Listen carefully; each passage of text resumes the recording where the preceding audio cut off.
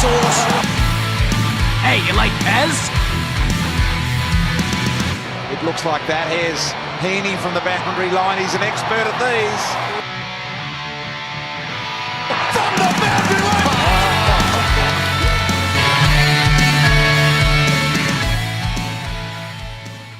Hello and welcome to Behind the Boundary podcast. I'm your host Pez and we are here to talk footy. I'm here with Sauce and hopefully Sauce, you've got the countdown to the AFL's season ready to go. Right now your internet is just playing up. The thing is loading. I've got the little wheel of death here. Well, we're under 3 weeks, we know that. Weeks. And that's why we're doing another pod, Sauce. We're here to talk footy and we're here to talk about some teams that we haven't spoken about in the last two podcasts. If you haven't tuned in, make sure you tune into those two podcasts to get your footy fix before round one comes along. I know there's been some practice matches happening during the week this week, Sauce, and a few interesting results. We're not going to speak about that too much, but Are you sure? I'm sure. I saw a really good meme just before that St Kilda fans are up and about. They haven't been this excited since their Wizard Cup win, the big win over your one of your favourite clubs there, North Melbourne. Big performance from the Saints. Yeah, we're not going to speak about that. It just doesn't mention anything, doesn't happen. North are no good. 91-point loss against the Saints, but it doesn't count. Mason Wood was even playing and kicked 4 goals, and he's from a North reject. So The Saints are coming. I can't reach that button to turn it Yeah, off. there you go. The lid's off. The lid's off apparently. The lid is not off. Marabin is up and about. This is not even the preseason. This is just practice matches. This is the worst. Oh, mate, that's what happens when you guys do well in the preseason. Before the actual AFL season, you guys perform well. You know, one thing about the preseason coming up this year, the I don't know what they call it these days. Amy the Cup. Amy Cup this time. Yep, Amy. Is they've made teams not travel. So playing the same teams in your state. So West Coast versus Fremantle, obviously. Adelaide versus Port Adelaide. The two Brisbane teams playing against each other. Gold Coast, Brisbane. Who's North Melbourne play? There's no Tasmanian teams. Yeah. Well, why are you giving them a dig? Well, I thought you were going to give them a bit of a spray later with the North Melbourne loss, 91 points. No, not 90. It doesn't matter. It doesn't matter. It doesn't matter so much that you told me the first thing you walked in. It does not matter. It's absolutely ridiculous. You're hiding it well there. I like how they're not travelling and making the Melbourne teams travel out there because all this COVID stuff has affected professional comps around the world, and the AFL need to do their best not to let it affect the 2021 season. Yeah, most definitely, and try and keep everything under wraps because we do not want to have, like we did last year, coming into round one, that indecision, and we want fans back at the footy. Round 4 has been announced. We're ready for it, Pez. I cannot wait. Does that mean, is that only in Melbourne? Because obviously fans will be allowed in some other states because they have been to events like the rugby and the NBL, for example. Yeah, I would assume that the rest of the AFL is fine. It's just the just Victoria, I guess. Yeah. Yeah, so that's disappointing for us. Do you think that I know that they're not going to, but do you think maybe it was a consideration to move round 1, the actual first game, to a state that had 2 teams that could have had big fans and really build the AFL season off to a kickstart? Because 90,000 at the MCG we know we can't have with Richmond and Carlton. Maybe it would have been good for maybe an Adelaide derby or to shut some of those West Coast supporters over up there, put them and Fremantle together. Have a good big win by West Coast. But that might be a good idea, Sauce, because last year I'm remembering back to Richmond versus Carlton. It was the first game we watched without crowds ever. And I didn't mind it. It was an adjustment, definitely, but I didn't mind it. We've been used to it before, watching North home games, but it's not the same. They have at least 13 people there saying something and you can hear them talking or whatever in the background, but there was absolutely no one there last year at the MCG, and it'll be a weird feeling this year. We were used to it at the end of last season, but I just don't know. I think that's a good idea to just move them to maybe the Friday night and move someone else to the Thursday to kickstart and get some crowds. Yeah, I just think it'd be reminiscent of time where there was no crowds at the football, and I want round 1 to be nice and impactful for everyone and remind us what real crowds sound like. And I was watching the NBA today, and it was the first time I heard booing in a while because they had a live fans there. Did they? And they were actually booing, which obviously they didn't put that in the soundtrack of the fake fans. You haven't heard anyone boo for a while. It was good. It was a little bit eerie, but it was good. That's what we were saying last year. You know how they started to do the fan noise and the clapping and the applause, and the sound guy get it wrong. Yeah. And they get a free kick against them, the home team, and then there'd be a crowd applause and things like that. They needed the boo button. The boo button. Yeah. Get the boo button going. Oh, well, we're getting to some questions. We've got a few questions tonight. We're going to talk about some teams. Now, you mentioned Adelaide really late last week, Sauce, and we felt a bit bad for our South Australian listeners. So let's talk about the Adelaide Crows. Actually, they probably wouldn't want us to talk about the Adelaide Crows where they are, but I've got the question here. What do Adelaide need to do to avoid the bottom four? I mean, it's a really big ask for them to try and actually get off the bottom. What they need is their young players to continue to develop. They need those players in that midfield that they were getting a lot of games into last year. They need to be winning those games against those lesser teams in the league at home. And they need to stay competitive in games that they play away against teams that they're competitive with. Against North Melbourne, they need to try and beat North Melbourne when they play them at home. Against Hawthorn, they need to try and beat them when they play them at home. Probably Gold Coast, and put them in that same sort of category with their inconsistency. Probably Essendon in that same category. There's 4 teams that they probably could beat at home if everything goes well. That's how they're going to avoid the bottom 4. Yeah, well, they finished really low last season, and then what they have to do is they've got to get those wins against those bottom 4 sides, and they're going to get the good fixture where the sides they play twice, they've got to try and beat them not just at home, but in their home state as well. Try and pick up 2 wins here, 2 wins there against 2 teams. That'll be 4 wins. Then they've just got to pick up a couple more wins, and they'll get off the bottom. If they finish 17th, if they finish 16th, it could be an improvement. So and they need those players like Shane McAdam. They need him to continue to develop and get a little bit more consistency. Matt Crouch to just do what he's doing and be a workforce. Probably need him to have a better year than he did last year. He doesn't have his brother there anymore. No, but that's the thing is that they got rid of him so they could sort of develop some of these players in there. You need Darcy Fogarty to have a really big year and Taylor Walker not to be their main goal kicker. And that's the thing is they need those younger players to develop. Tom Lynch to continue to do what he's been doing, but realistically, they just need development and they need games into these players. They need to build a consistent brand of football.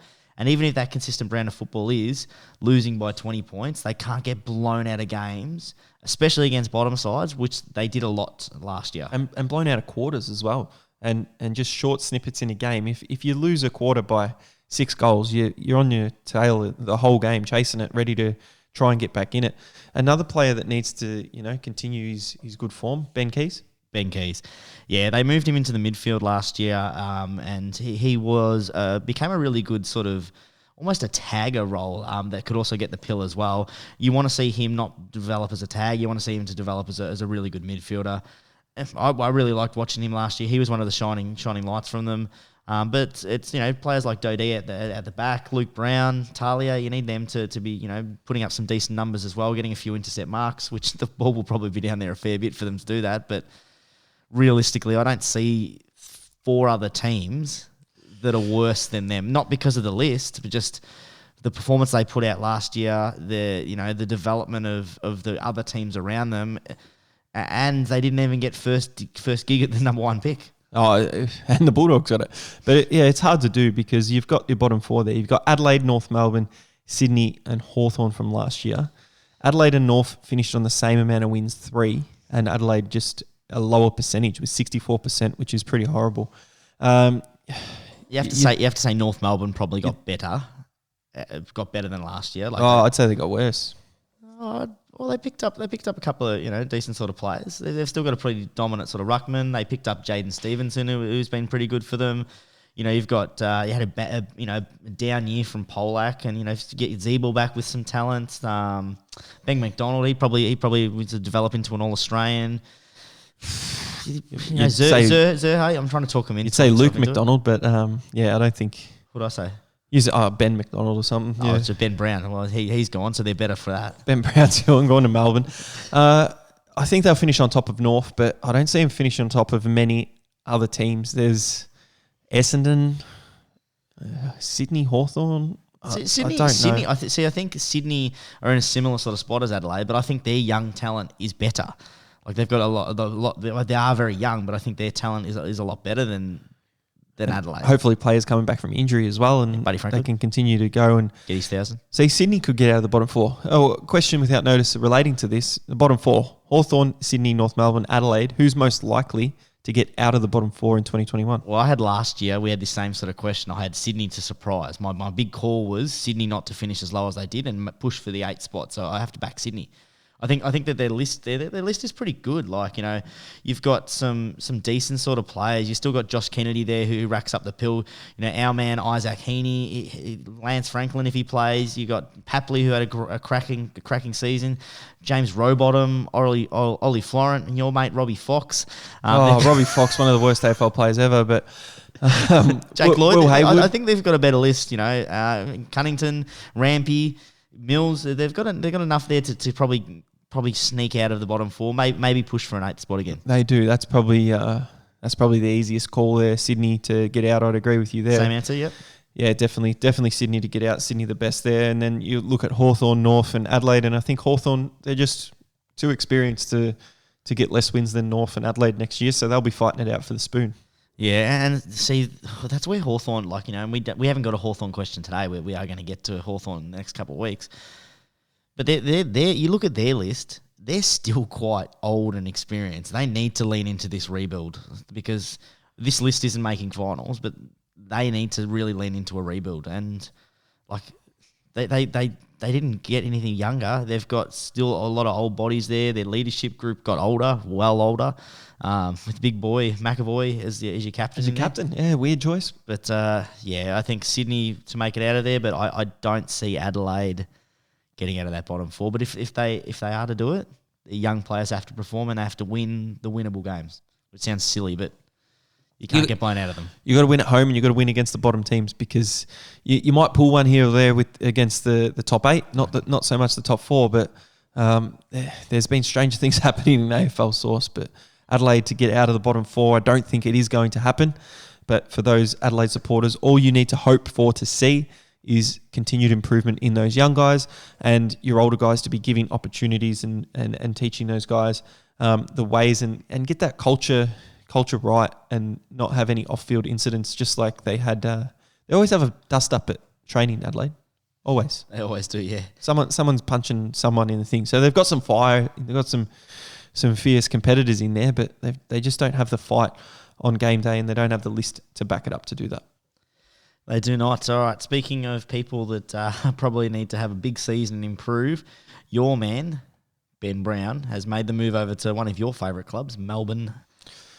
The question we've got is does this fix Melbourne's inaccuracy and their woes going forward? Many times they were touted as the next best thing to come along the last probably 4 or 5 years, really riding those tailcoats from a couple of years ago when they knocked off Geelong the first week of the finals and they went over to Perth and got absolutely pantsed.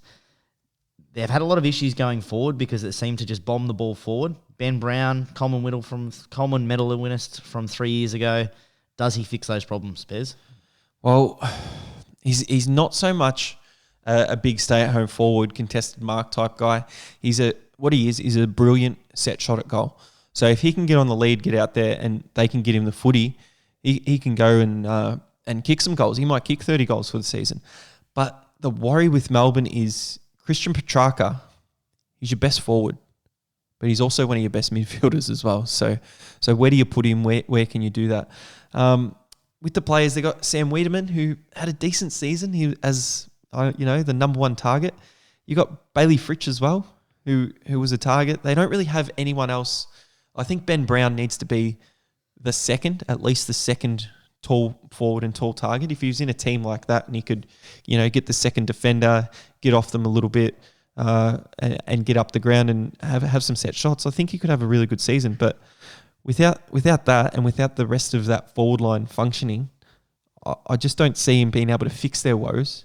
They haven't been the same since that year in 2018, which wasn't even that impressive. They gifted a fixture. Snuck into a prelim final and got pounded by 10 goals, and then they've been living off that ever since, and that's what we've been saying. A team that can't win the games against the teams they're meant to, wins some games against some good opposition, and then you sit there and you go, oh, yeah, Melbourne could be good. And all the commentators are speaking them up and always speaking about 2018. I've said it before, I'll say it again. We have to forget about the past. You've got to be looking forward with this list, and this list is not a list to make finals footy. No, it really isn't, and it's disappointing for Melbourne fans because I suppose they did think that they were the up and coming. They were about to make it back to the promised land and get out of this. What I don't even know how many years the slump down the bottom has been for Melbourne fans, but I just don't see them. Ben Brown really adjusting that forward line. They finished 9th in inside 50s, 9th in goals, and 10th in behinds. Their leading goal kicker was Bailey Fritsch, who had 22 goals. He would need to get 70 goals to really, really improve that drastically to result in wins. If he gets... I can't see Ben Brown getting more than 20 or 30 goals anyway. As you said, they're one of their best forwards has been Petrarca, but he's going to be delivering that ball in there. And one thing that Melbourne do really poorly is their skill level is really poor. I thought you were going to say what they do really poorly is play footy, which is in some cases last season it was really disappointing. They missed the finals by 2 premiership points. So they had one more win. Don't even worry about percentage. They would have been in the finals last year, which is ludicrous. But the thing is, we spoke many times last year that Melbourne's list, you look at this list and you're like, yeah, well, it should beat this team. It should beat this team. And the reason they lost games last year was because of skill level. Now, if Ben Brown can score 60 goals with North Melbourne not being elite users of the football, then maybe they can do it again. But I just feel like Ben Brown is a very one-dimensional player. He needs good delivery of the football because he's a very one-dimensional. He leads, he marks, and that's it. And I just don't think Melbourne's midfield or the rest of their team have the skill level to be able to deliver him the football at what he needs to be able to make them dominant. Or not even dominant, competitive. No, they've got a couple of good keys. Salem had an impressive year off the half-back line. You got Petrarca, obviously. Harms had a down year. Jake Lever hasn't really impressed since he came from Adelaide on that big contract. Brayshaw, since he's finished 3rd in the Brownlow, he's been going down. Max Gawn, you know my feelings about Max Gawn. I'm not really impressed with him. Clayton Oliver, handball happy, not a real good user of the footy. So he needs to get that 30 to 50 metre kick, accuracy, going inside forward 50, doing that if they want to win. Ed Langdon, they've got to use him on the wing more. And Malcolm can't be like your 3rd goal kicker. Well, the one thing it does do is it does force Tom McDonald to go back to his happy spot and go back play off fullback because they just try to turn him into a forward, and he's just so much a better defender than he is a forward. I know he played some junior football as a forward, but forwards got to kick goals last time I checked. Yeah, and one of the other players, we spoke about Robbie Fox being struggling on the AFL field. McDonald's brother, Oscar McDonald, who got delisted, finally, he is a real struggler in AFL football as well. Sorry, Oscar. Probably didn't need to bring him up, mate. Well, at least he gets a mention and he's not on the list. I'm sure you'll take that as a consolidation prize, mate. I got mentioned on Behind the Boundary podcast, but you know what? If you're still talking about him, it's good. We've probably talked about him more than we did Adelaide last show. Oh, well, you go from there. Does that answer our Adelaide questions for Melbourne? I think so. I mean, we both agree that it probably doesn't fix their problem.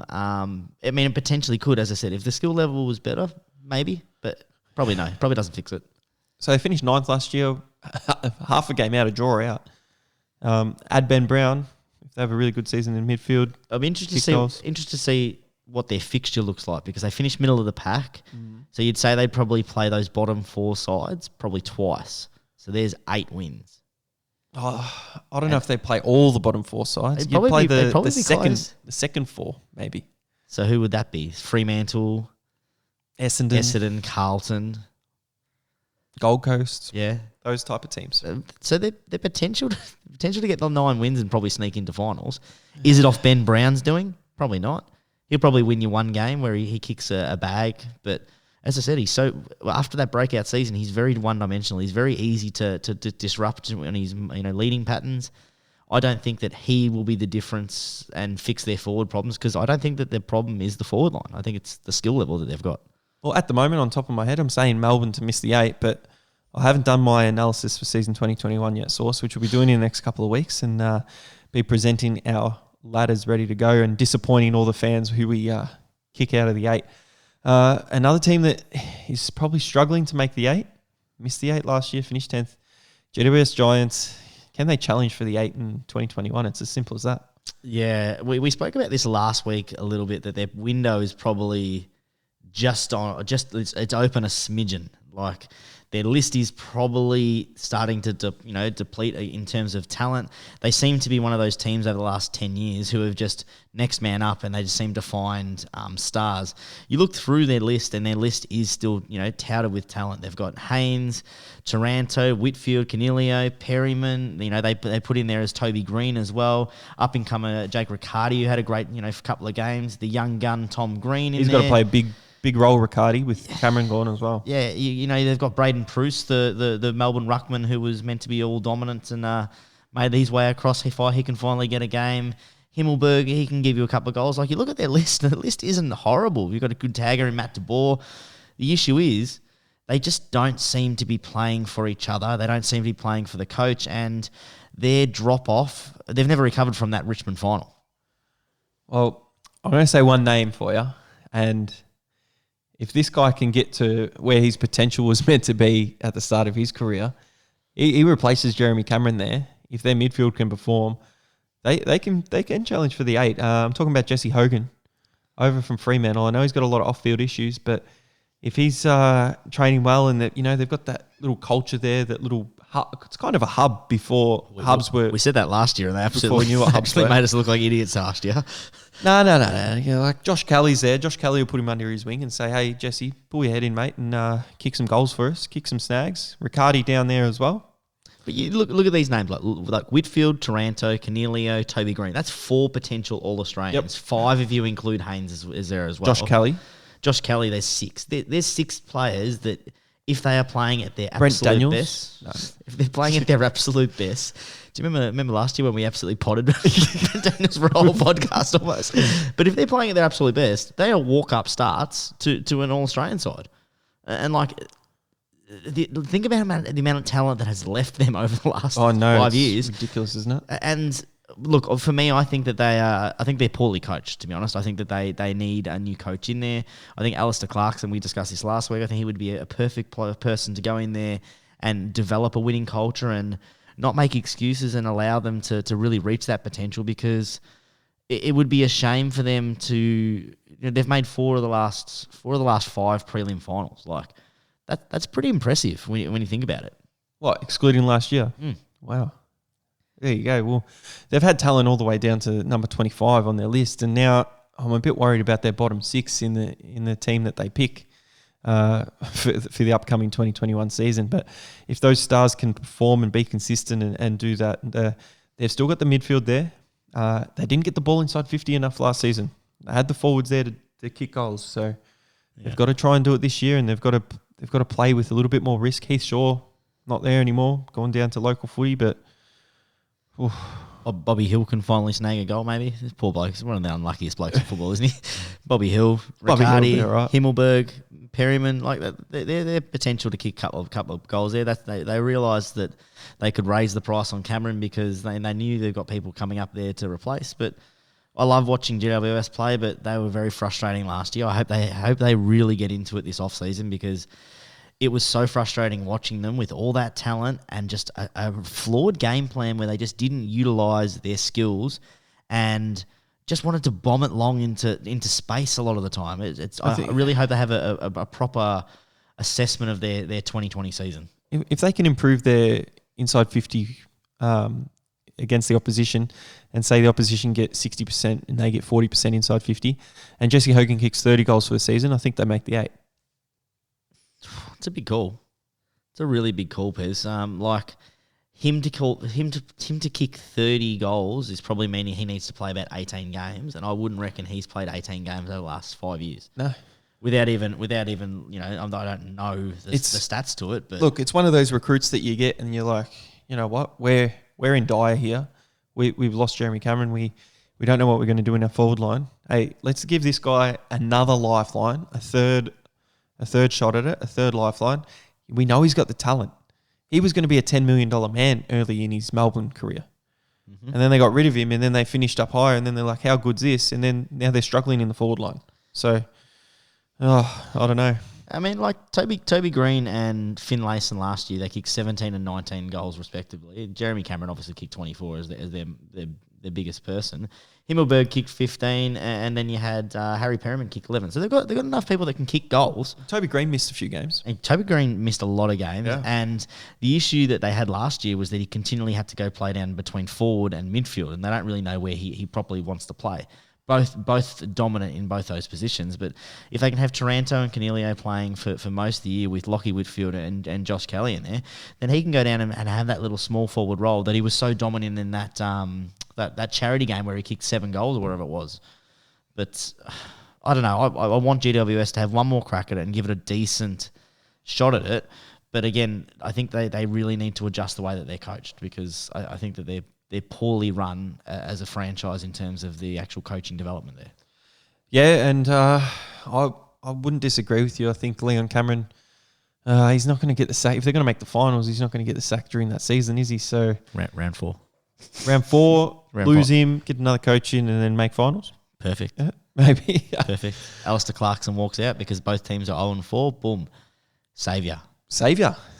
There you go. Well, we'll see what happens. But this next team we're going to talk about, Sauce, the fans are fuming. We haven't spoken about it for 2 weeks. Carlton Footy Club. Carlton Footy Club. I mean, realistically, the big question, I think before the trade period, the big question was who had a better chance to make the 8, whether it be Essendon or Carlton. But with Essendon, I think they just elapsed 6,000 days since their last final, 2004 was their last final against Melbourne. That was a win. We have to talk about, is Carlton's time to make the finals on their own? Don't worry about the Essendon question.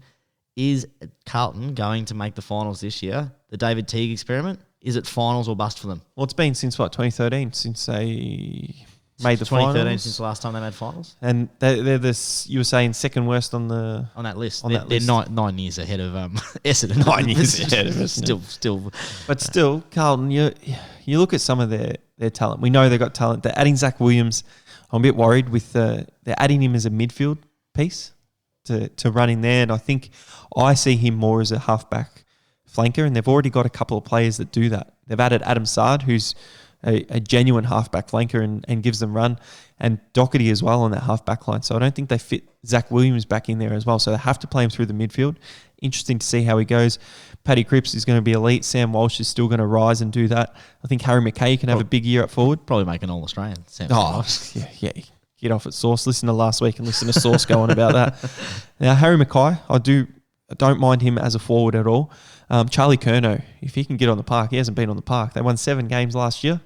You got to win 10, or probably 10. 10. 10 would guarantee it. 9, you're in the mix. 8, you need Melbourne to lose a couple so you can sneak past. 10, you get in. 11, you get in maybe. You could play 22. If you win half your games, they play 22 this season, wouldn't they? Yeah. So if you win half your games, you're in good stead. So they've got to get 4 more wins than last season. Tom de Koning is their ruckman, was there, and Pitnet. They're going to probably battle out for a spot with no cruiser. I don't like how Jack Nunes is probably in their best 22. That's pretty weak down there. Levi Casbolt, what a great mark of the footy, but just can't do anything with it, can't kick it. Who else they got in there? Liam Jones doesn't impress me too much as a backman, but Jacob Wiedering, possible All-Australian defender in 2021. They've got the potential to do it. During my lifetime of footy, I've always seen Carlton as being shithouse. So, and that's a fair regard. Like for the last 4 or 5 years, it's probably longer actually now. Carlton are coming, right? They went through that famous slogan. It was like 2008. But it's been such a laughingstock because this list has always it hasn't been touted with young talent. The last couple of years, you've seen some glimpses. They won 7 games last year. Now, if you look at, they finished 11th, so they beat the 7 teams below them, which that's a good start. Right, and I know they knocked off some teams up there, but if you look at it just as an analytical side of things, they would have beaten Adelaide, North Melbourne, Sydney, Hawthorn, Gold Coast, and Essendon. Right, and you chuck Fremantle in there with that famous, with that nice little mark and goal that was kicked after the siren to beat Fremantle. But like they need to be challenging some of these other teams. They can't just continually beat the bottom sides. They're past that phase of football. That midfield, I agree with what you're saying about Williams. I don't know if he has got the tank to run in that midfield. He would need to have put in a big off-season. From all reports, he is a worker. But I don't know an AFL player that says someone that's not a worker that leaves a club. So I don't know if you can put that on face value. Just looking at the ladder at the moment, just off pure off the top of my head, I've just said Carlton are better than 8 other teams in the comp. Yeah, so they need to have 8. That's 8 wins, right? That's 8 wins they need to have. Hopefully you play a couple of those teams twice. So that's, say, 9 wins, 10 wins. Sneak in. You sneak in. But they've got to challenge some of these other teams. They've got to be challenging those teams that are going to sit on the cusp. They've got to challenge the St Kilda who's on the cusp. They've got to challenge maybe your Collingwood, your West Coast, your Bulldogs, your Melbournes, the Giants. They've got to beat the Giants. There's 6 teams that they could challenge and be competitive with. And with that midfield, I mean, you got Cripps, Walsh, and Williams in there. That's a pretty decent midfield. It's pretty decent. Got Sard coming off the back. We know he's a great user of the footy. Doherty had an absolute, stellar start to last year. Wiedering was touted at one stage. No, it's not Wiedering. Sorry, Liam Jones was touted at one stage as going to be an All-Australian. If they can get that consistency, Wiedering was as well. But if they can get that consistency into those positions, when the ball goes down there, you've got Betts who's going to snag a couple. You've got Casbolt who will take 20 contested marks and kick 40 points, right? Because if they can get a couple of those sort of ones, those goals, maybe they sneak in. Look, looking at the list, looking at Carlton, looking where they were. It's not impressive. I'm going to say probably the opposite, because if I was a Carlton supporter, you would feel some excitement. I don't know if you'd expect finals, but you'd expect fight every single week, and you'd expect them to finish between 8 and 10. Anywhere below that, big failure. Yeah, that's a fair call. It's a big call, but it's I'm saying if I was a Carlton supporter, that's what I would be expecting. And supporters of the club are always expecting a little bit more as well. But with those recruits, like Zach Williams and Sard, that can change the whole makeup of a team. Is the coach going to use a game plan to take advantage of their run? Obviously, because they've recruited them onto their list for a reason. Yeah, and they've got the Jack Martin there as well, who found some form early, and then they sort of worked out how to shut him down. So he always popped up every now and then. He's just got to build that consistent, isn't it? Consistency, and that's what Carlton need. We're going to talk about this a lot, right? In order to make finals and good teams, you beat the bad teams. You beat the teams below you, and then all you need to be with the other teams is be consistent. You are consistently giving the right effort, consistently executing the game plan, consistently staying within a game. You give yourself every opportunity to win. And that's what Carlton lack, is this. They would come up against teams that they should beat and get blown out. And they would play against top teams and they would be competitive for 90% of the game. They need to bring that same effort against the top teams that they do against the bottom teams, and not just, walk up to a game and expect that they're going to win, expect they're going to win easy, because they're a team that hasn't proven anything since 2013. Yeah, and it comes back to that effort within quarters, Sauce, because I think it was a game against Melbourne, and Melbourne were winning by 6 goals or something up to half-time, and Carlton came all the way back and lost by a goal. And they played the second half, they didn't play the first half. And they just need to bring that effort and things. You've seen it against Richmond, and I know Richmond's probably a bad example, the first game of the season, but even when Richmond were no good, it's happened year after year after year. Carlton, usually they might get a bit of a lead, a 2-goal, 3-goal, 4-goal lead throughout that game. And then Richmond tend to blow them out of the water. They always tease with the first game, tease their supporters. Oh, look, we're going to beat Richmond. And then Richmond just go the other way and blow them out. So they have to be more consistent within quarters. They have to not put their heads down. And it's so much easier to say from our standpoint. But that's literally what needs to happen with Carlton. Yeah, and you're right. It sounds simple, and it's very easy to say that, Pez, but they've got to execute it. And yeah, if I was a Carlton fan, I'd be excited because they showed us enough last year to finish, 11th. And you've got to see the trajectory, them going up. Their list got better. They're hitting the stride where they're not a young team anymore. The Sam Walsh is in his 3rd year. He's probably one of the younger ones coming through. But other than that, it's time to win. Carlton should be coming. It's time. That should be their slogan, actually. We should be coming. We'll let you know. We'll let you know. We'll let you know when we're there. We should be coming. Like a 5-year slogan. So we've spoken about team Sauce, the Crows, who at the bottom end of the ladder, Carlton, GWS, Melbourne, who are about in the middle. So we might as well speak about a team at the top of the ladder. And one of the, biggest debates going on with Richmond winning that 3rd flag against Geelong last year is, are Richmond already, because they're still going as a dynasty, are they already the greatest modern day team? And what we mean by that is probably 2000 plus. Yeah, I mean, when you're saying modern day, you're obviously taking. So you've got the Brisbane Lions, 2001, the three-peat. Geelong. You got Geelong, the 3 and 5 years, and then you got the Hawks as well. So, I mean, it's really hard because you're comparing oranges to apples. If you're looking at premierships alone, yeah, they're definitely looking at one of the better dynasties. In terms of the teams that they beat when they've been at the top, I don't know if if their grand final wins have been as impressive as Brisbane's ones or probably Geelong's in that matter. I don't know if the Hawthorns ones have been. The teams that they beat there were just as good as some of the other ones. The Brisbane ones and the Geelong ones, I think, have been a lot better. Richmond's one, they beat a GWS who limped in there. Adelaide. They beat Adelaide, who again capitulated after that. Yep. They beat the Cats. They beat the Cats last year, and and that was probably the best team that they beat during those three premierships. All right, Geelong beat. They beat who do we beat? Collingwood. Yep. We beat St Kilda, and we beat Port Adelaide, who finished on top that year. So you take out probably Port Adelaide. Those other two teams were St Kilda that year, yep. And same with the Collingwood. Collingwood, that was 2011. Yeah, after they just won a premiership. Yeah, so and then that's what I mean is that people are going to say that it's because I'm a Geelong supporter, but I just think Hawthorns won. We all know that was one of those some of those years where everyone's going to talk about that they came with the compromised draft, but they did do it. They did 2008. They snuck that one in against an equality Geelong side. That's a great win. The Sydney win. Sydney's a good win. So there's two of them. 14. They played what? Who was that? Collingwood? Or was that West Coast? They played Fremantle, probably the best defensive side. That was a pretty good win. So the Hawthorn one's a pretty decent win as well. But Brisbane, Essendon, coming trying to defend back to back. Great win.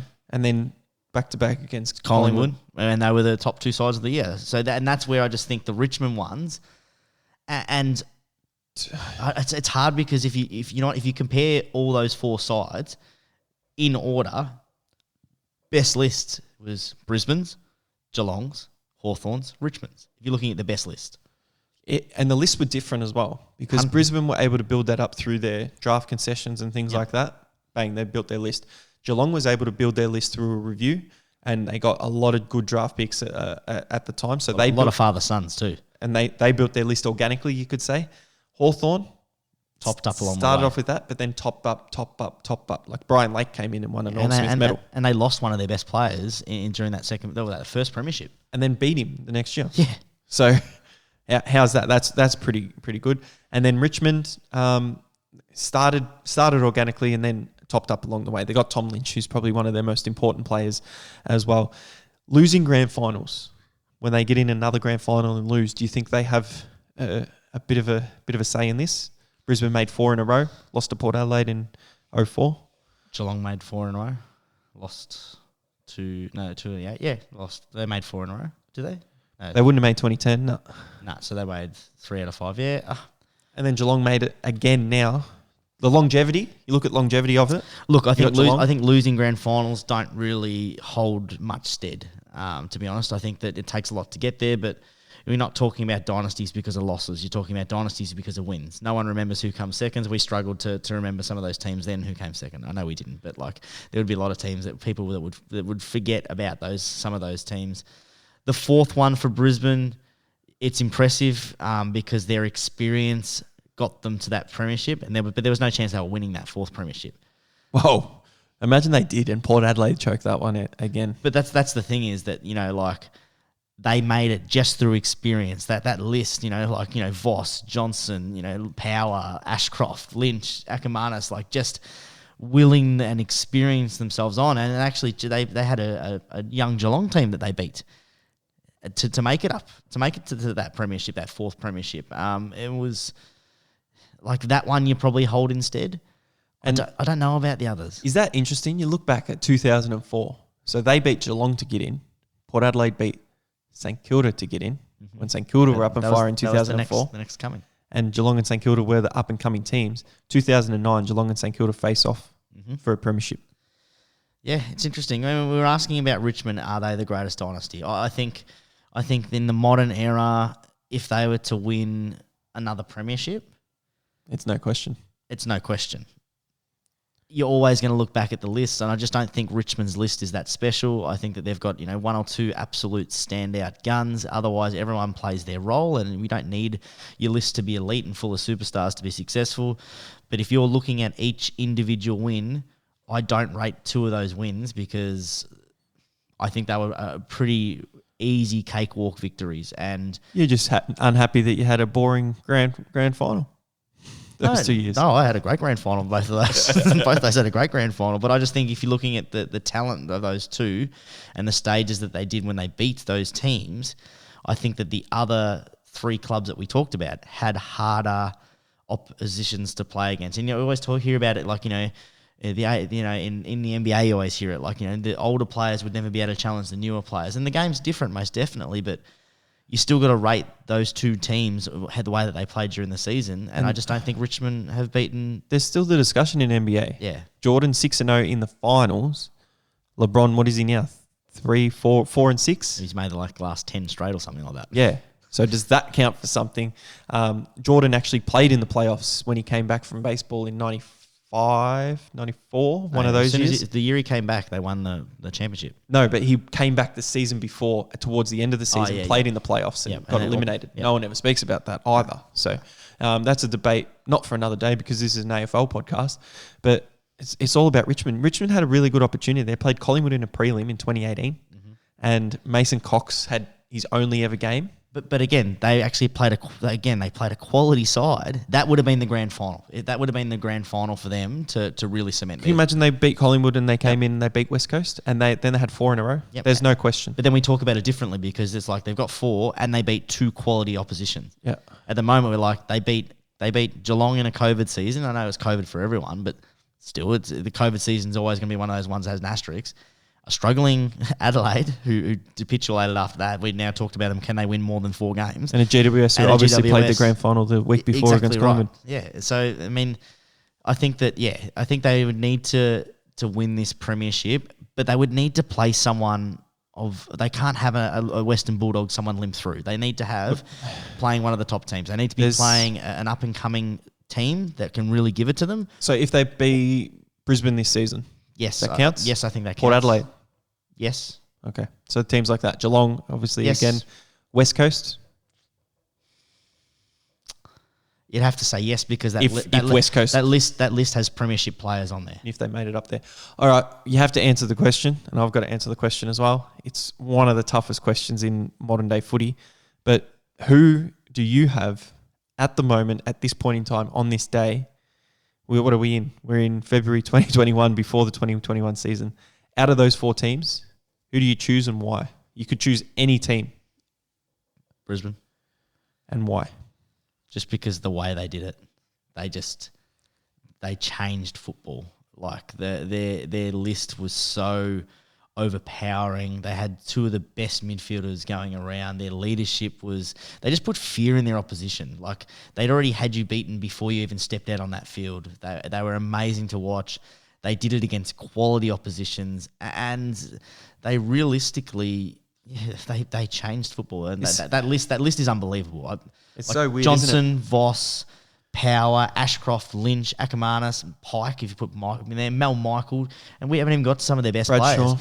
Jonathan Brown, Simon Black, Justin Leppage, Sean Hart, Darryl White, Nigel Lappin, and then, of course, the greatest AFL player of all, coaching them, Lee Matthews. What about Jamie Charman? He played pretty good in one of those grand finals. No. Yeah, he was all right. And that's strange because Hawthorn supporters are sitting there at the moment listening to this going, we've won 4. We won a three-peat, 3 in a row, and we won a 4th. We won 4.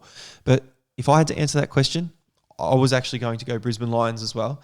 And I think the reason is a bit of nostalgia because I grew up, I was 11 or so years old when they won their first premiership. So I'm in, my prime of footy in the teens. You're loving your footy back then and you're just in awe. And you turn around to your old man and you go, all right, who we tipping this week? We've got this team, they're playing against Brisbane. Where's it at? It's at the Gabba. No brainer. The Gabba was an absolute fortress. They were an interstate side. They had to travel to the MCG to play finals. They had to win finals at the MCG, and they did it 3 years in a row. One of the first teams to do it as well, which I think might help a little bit.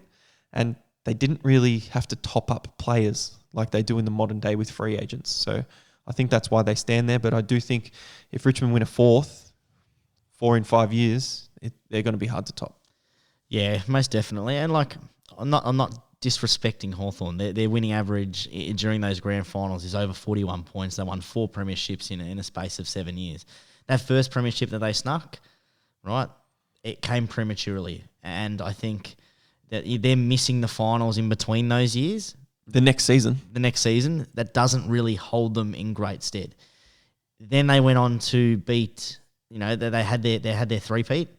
And did they compete for the fourth? No, they what happened in the fourth time? They really bombed away, that didn't beat they? 2016. That would have been the Bulldogs premiership. Yeah, so then I think that was the year that they got beaten by the Bulldogs in the second round of finals, and that was where they snuck in the top 4 somehow. That was that year. Okay. Yep. Right, so they snuck in the top 4, and I think that their fall from grace just wasn't that big. Their list is great. Like it's an amazing list when you think back to it. Like Roughhead. These are people that played in all of them: Mitchell, Gibson, Burgoyne, Hill, Birchall, Hodge, Isaac Smith, Brian Lake, Gunston, Hale, Bruce, Shields, not all of them. Rioli. They wouldn't have played in all of them. They played in all 3 flags, those players. Oh, I thought you meant all 4. No, all 3 all the 3 flags, the 13, 14, 15. Because a lot of people don't. This is another bit of the debate. A lot of people don't put in that 2008 one as part of their dynasty. Because it was so far away. It was 5 years from the next flag. So, but yeah, you. But that takes it with Geelong being up to top for so long. I don't include Geelong's 2021. So when does their dynasty that they had end? Probably. Well, see, they've made so many prelims as well. But so what happens if Geelong come out and they win the 2021 premiership against Richmond? I'd say it'd be a new dynasty. To be honest, is it a dynasty if they not only have one? Not a dynasty, but it's just an isolated premiership. So their dynasty was 2007 to 2013. 11? 11, sorry, 11. That's when they won their 3 flags. But so you wouldn't count it yourself? You think just because not you're as a dynasty. They've got the longevity. They've got players there. But we're talking premierships as the dynasty or the longevity? If you're talking longevity, they've missed the finals once since like 2005, right? And they've made top 4 probably 10 or so times. Their finals record's not great, but if you're going to do a dynasty that way, yeah, sure. Yeah, longevity, most definitely. But they've only played in 5 premierships during that time. For a team that has an amazing winning percentage in finals, in the regular season, like 5 grand finals, lost 2, and have made the finals all bar 1 year in that time. And all the That's prelims. Not that impressive. All the prelims. And exactly, the amount of times they finished top 4. Like, if you're building a dynasty off that alone, yeah, sure, that's impressive. If you're talking premierships, and that's what we're talking here, because Richmond haven't been impressive throughout the year, the last couple of years. That take out that first one that they won, and they were never losing that one. Hawthorn have been not impressive throughout the whole year, like those sort of things. Like, that's not how you build dynasties on. It's on the grand final. Yeah. So there you go. We think Brisbane. What do you think? Jump on at Behind the Bound on Twitter and Instagram Wait for all and these Facebook. Hawthorn supporters to jump on. Oh, they won't even put it publicly. They'll just be inboxing you and just having a go at your Sauce because you've disregarded the 4th premiership. They won 4. Yeah, okay. Okay. So Richmond's 4 would count though in 5 years. Yeah, most definitely. 4 in 5 years. If Richmond win the next 2. You can't do 4 in 10 years and say, oh, it's 4 in 10 years.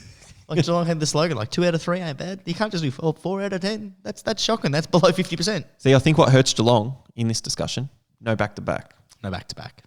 And 2 teams have a 3-peat. Mm-hmm. And then if Richmond get a 3-peat now, they've got their 4th. Yeah. It's It does hurt. Yeah, it does really hurt. See, if Brisbane beat Port in that final, won 4 in a row, we wouldn't be talking anything. Wouldn't have this discussion. We'd be who's the second best dynasty? Hawthorn, Geelong, Richmond. Realistically, we're having that same discussion. Yeah. What did you list the dynasties? If we're just going to go through it quickly before we wrap up. So you got Brisbane on top. Question without notice. Rank them. Those 4 teams. Brisbane at the top. Hawks, Richmond, Geelong. Geelong's last. Yeah. Yeah, you sneaky bastard. Look at that face. That's interesting. All right, well, where can people find us and abuse you for putting Geelong fourth there? Well, I've already said that. No Geelong supporters want to listen to this because they don't want to listen to your schmozzle every week about Geelong and just talking them up all the time and them up. backing them every week. Mate, you've mentioned your Wizard Cup win more than I mentioned. You mentioned the Wizard Cup win. I did not care about that. Didn't Back in 2004. Didn't care about it, yet the first thing you said to me was big AFL news today. Big That's win. not the Wizard Cup. Big win. Oh, obviously, I'm taking the piss because if you're playing North, even in the AFL season, you probably shouldn't even get 4 premiership points. You should get one. If you get one, then that makes it fair of the competition because if the teams that play North twice, they get 8 free points. It's absolutely ridiculous. At Behind the Bound, Twitter, Instagram, Facebook, jump on there. I've been Pez. Peace out. I'm still Sauce. We'll catch up next time, guys. Now